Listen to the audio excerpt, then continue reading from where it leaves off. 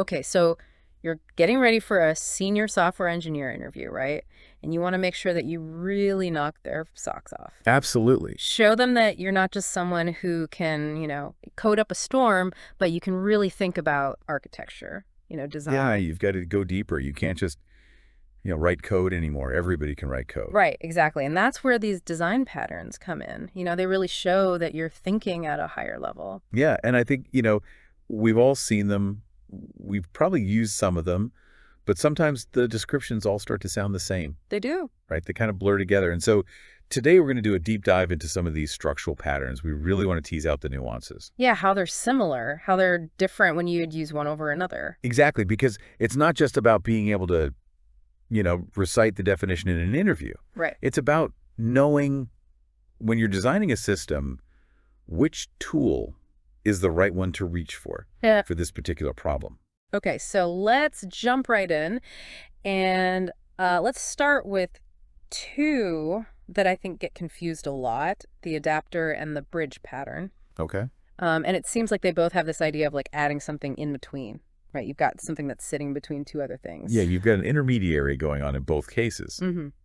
But the reason you need that intermediary, the core problem that they're solving is quite different. Okay. So the adapter pattern, think of it as your, emergency translator when you go to a foreign country and you don't speak the language. Right. You've got two systems that were never meant to talk to each other. Yeah. Their interfaces are different. Maybe they use different formats, different data types, different names for the same thing. Like different plugs in different countries, right? Yeah, exactly. And the adapter pattern steps in to bridge that gap. So now these two things can work together without you having to go back and rewrite either one of the original systems. Okay, so it's like a quick fix in a sense, right? You've got these two things, they are what they are, and the adapter just lets them connect. Exactly. You discover that there's friction between these two components. Yeah. And this is your way to make them work together. So in a way, it's almost like you're dealing with this issue after the fact you discover, oh, these don't work together. Yeah. Often you find yourself reaching for an adapter when you're integrating with something that you don't have control over, like a legacy system or some third-party library with a fixed interface. Right, it just comes as it is. You've got to deal with it. Yeah. Now contrast that with a bridge pattern. Okay. The bridge pattern, you're thinking about this problem kind of up front. Oh, okay. And the goal here is to separate the core abstraction from its various concrete implementations. So what that means is you have a concept, and then you have different ways of making that concept actually happen. Okay. And you want them to be able to evolve independently. Yeah. You don't want them to be tightly coupled together. Right. So a classic example would be something like a user interface toolkit. Right. You might have the abstract concept of a window or a button, but then those can be implemented very differently depending on whether you're on Windows or Mac or a web browser even. And you don't want those differences to like break everything else, right? Exactly. And so the bridge pattern allows that abstract window concept to exist independently of whether it's a Windows window or a Mac window. So it's almost like you're planning for these multiple implementations from the get-go. Right. It's a design decision that you make. Yeah. Because you anticipate having different ways of doing the same thing. Okay, so that's a really good way to think about it. Adapter is more like, oh, we've got to fix this. These aren't working together. Bridge is like, no, we know we're going to have different ways of doing this. Let's design it in. Yeah, and that's a great point. It really has to do with when you're making that decision. Now, I know a lot of times the facade pattern also kind of gets lumped in here. It does. And I know that can be a bit confusing because it also have that intermediary. Yeah, that's a very common point of confusion, especially, if you're prepping for interviews and trying to keep all these straight. A facade does have an intermediary. It's a simplified interface to a set of more complex subsystems. Okay. So the goal there is really to hide the underlying complexity, make things easier to use for the client. Right. So it might seem like it's adapting something. Yeah. But the key difference is that a facade creates a completely new interface. Right. It's not like trying to match up existing interfaces. Exactly. An adapter takes existing interfaces and makes Yes. them compatible.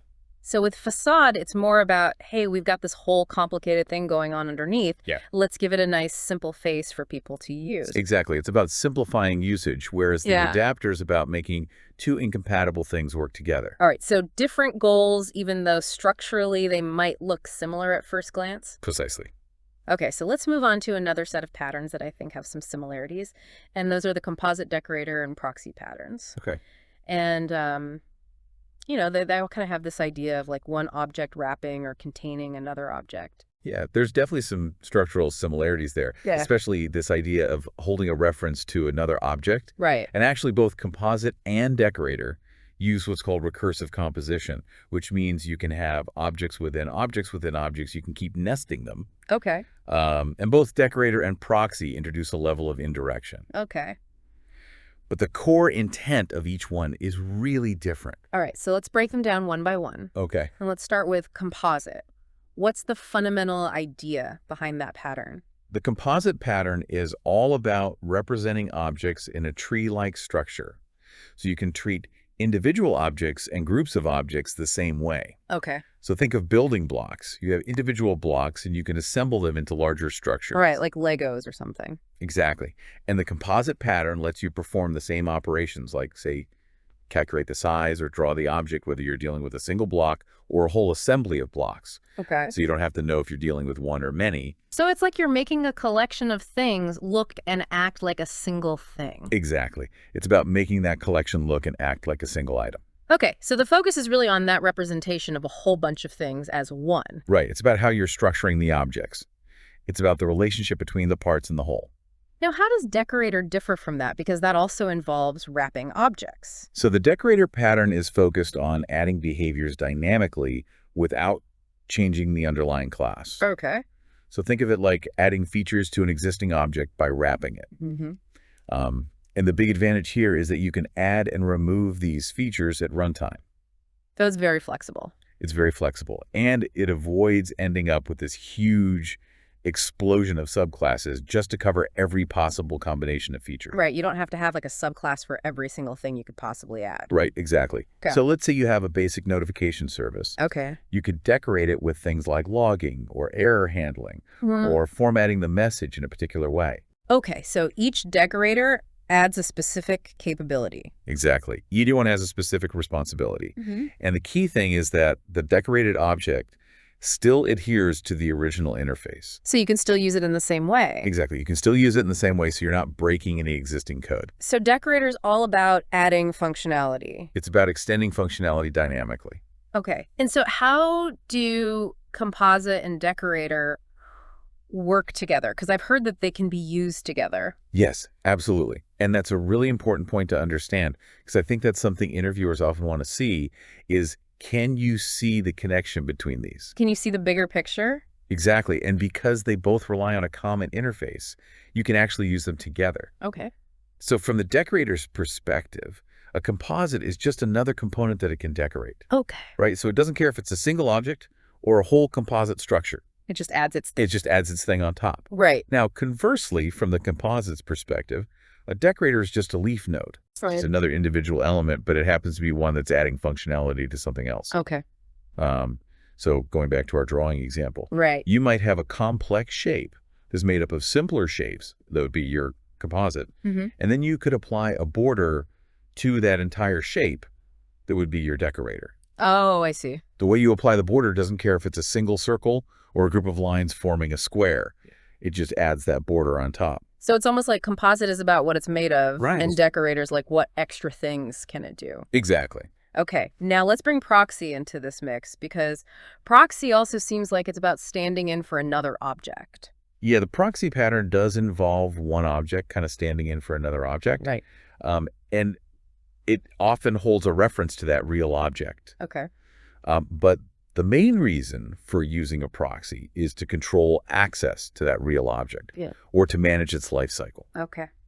So there are lots of reasons you might want to do this. Mhm. Maybe the real object is very expensive to create, or it lives on a remote server, Mhm. or maybe access to it needs to be restricted for security reasons. Hmm. And so the proxy acts as a placeholder. It intercepts requests, and it can decide what to do with them. Okay. It might do some pre-processing or post-processing, or it might decide not to pass the request on at all. So it's really about controlling when and how you can interact with that real object. Exactly. It's about controlling access and maybe doing some additional things around that access. Okay, so it's not about like adding new behaviors like decorate. Right. It's not about changing the core functionality of the object. It's about controlling access to that core functionality. So decorator, we're adding functionality. Proxy, we're really just managing access to the existing functionality. Exactly. And with a proxy pattern, You often have a very specific one-to-one relationship between the proxy and the real object. Okay. And it's often not a dynamic relationship. It's a static relationship. Got it. Whereas with decorator, it can be very dynamic. You can keep wrapping with more and more decorator. Right, so it's very open-ended. It's open-ended, and it's about dynamically adding behaviors. Okay, so to kind of sum this all up, we've got composite, which is about creating this hierarchy of objects and treating them uniformly. Right. Decorator's about adding new behaviors dynamically. Exactly. And then proxy is about controlling access to an object. Exactly. And I know you mentioned this before, but it's worth repeating. You can sometimes combine these things. Yeah, you can definitely have hybrid patterns, like a proxy that also decorates an object. Right. But it's important to understand the fundamental purpose of each individual pattern first. Right. You need to understand the building blocks before you can start really putting them together in interesting ways. Exactly. Okay, well, this has been a really great deep dive. I think we've really clarified some of the key differences between these patterns. Yeah, I think so. And just to kind of recap for our listeners who are getting ready for these senior level interviews when you're comparing adapter and bridge, remember to think about the problem they're solving. Are you fixing a mismatch between existing interfaces, or are you designing for multiple implementations up front? Right. And then when you're looking at composite, decorator, and proxy, think about the intent. Are you trying to create uniform structures of objects?